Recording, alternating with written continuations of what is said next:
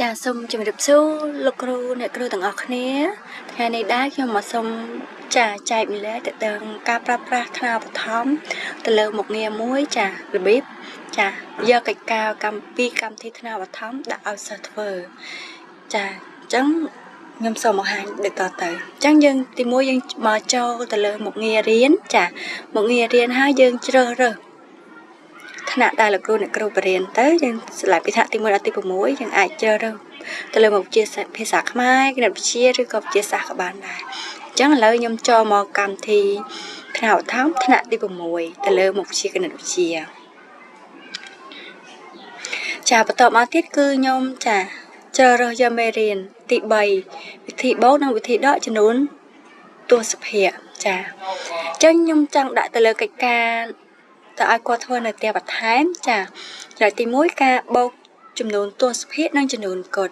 អញ្ចឹងចង់ដឹងថាតើចំណុចនឹងតើមានប្រមាណលំហាត់ខ្ញុំចុចចូល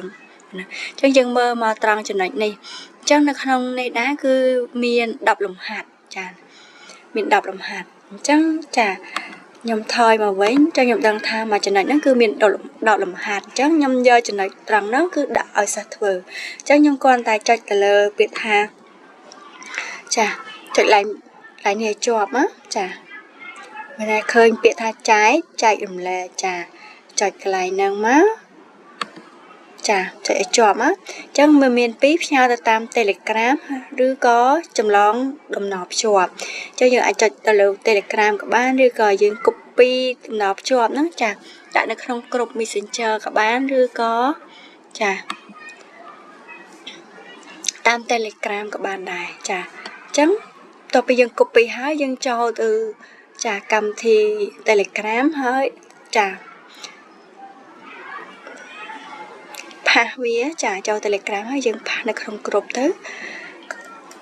ប៉ុណ្ណឹងជាការស្រេចតែម្ដងអញ្ចឹងខ្ញុំមានតែប៉ុណ្្នឹងទេចាំជួបគ្នានៅវីដេអូបន្តទៀតសូមអរគុណ